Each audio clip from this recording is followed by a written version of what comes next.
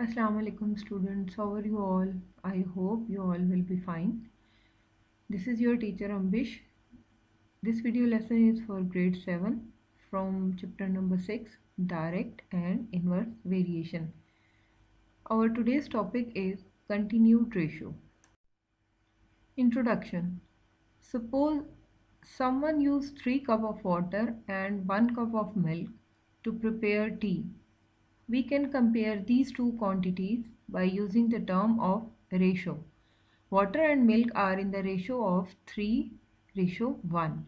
Thus, the ratio is a comparison between the two or more quantities of the same kind, which can be written by putting a colon among them. A ratio is a numerical relation between two or more quantities having the same unit. Now we are moving to our topic, that is continued ratio.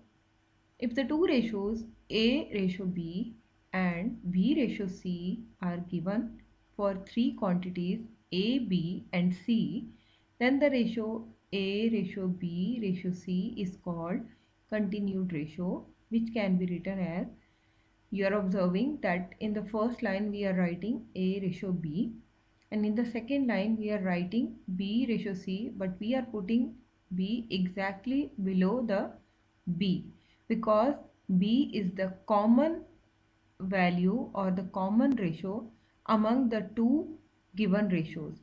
And finally we have A ratio B ratio C.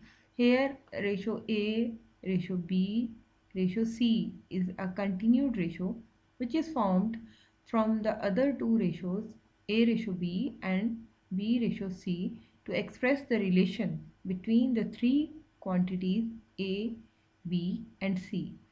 From the above explanation, we can observe that B is the common element of the two ratios, which is the cause to combine them.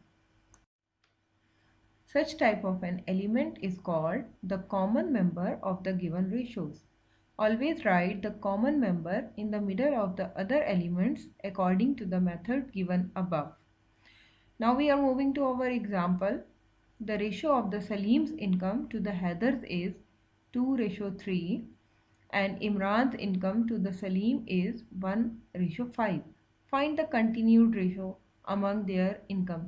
First of all, we will observe that in the two given ratios, which element is the common element. So we are observing that Salim is the person who is having the income ratio with the Heather as well as with the Imran. So we are writing the ratio as Salim income to the Heather, that is 2:3 and Imran income to the Salim is 1:5. Salim is the common member of the given two ratios. But we are observing that in the two ratios, the value for the ratio of the Salim is not the same. In the first given ratio, the value is 2 and in second given ratio, it is 5. So find the continued ratio between Heather, Salim and Imran. We will write the Salim in the middle because it is the common ratio, common element of the given ratios, and then we will write Heather on the left hand side and Imran on the right hand side, and we will write the ratios according to the names. For the Heather, given value is 3, so we will write below Heather. Salim has the ratio 2, so we will write below Salim. In the second given ratio, Salim ratio is 5, so we will write over here below the 2. And for Imran, it is 1, so we will write below Imran.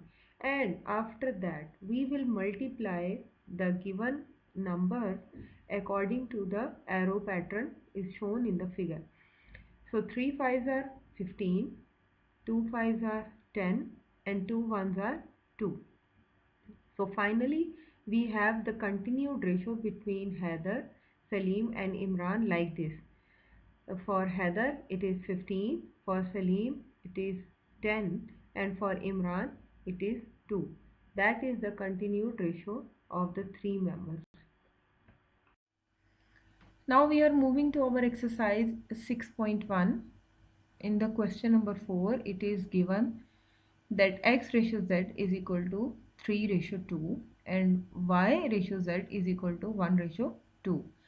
And then we have to find out the x ratio y ratio z.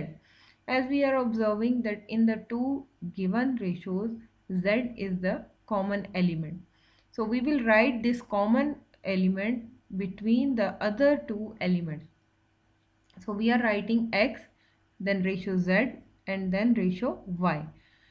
The first ratio is given 3 ratio 2, so we will write the value of x below that, that is 3, and then the value of z, that is 2. In the second one, the value of y is 1, we will write below the y, it is 1, and the value of z is given as 2, so we will write 2 in below the z, and multiply according to the arrows. 3 into 2, 3 twos are 6, then 2 into 2, 2 twos are 4, and then 2 into 1, that will be equal to 1.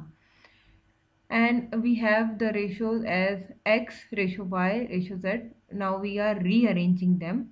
So the answer of x is 6, answer of y is 2, and the answer of z is 4.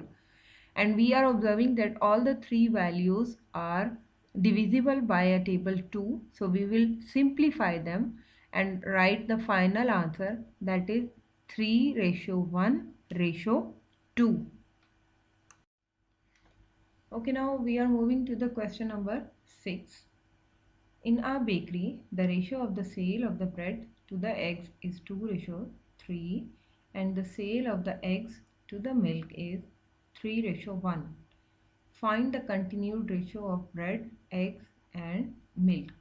This is the same ratio question but in the form of a word problem. And we are observing that in the two given ratios, eggs is the common element.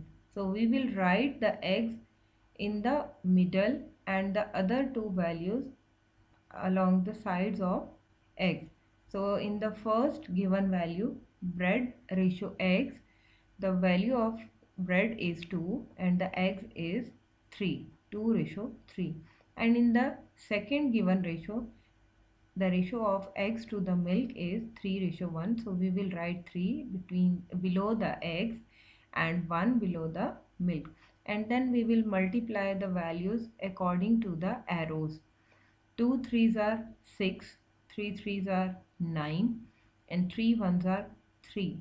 So we have the ratio of bread, ratio eggs, ratio milk as 6, then ratio 9 and ratio 3.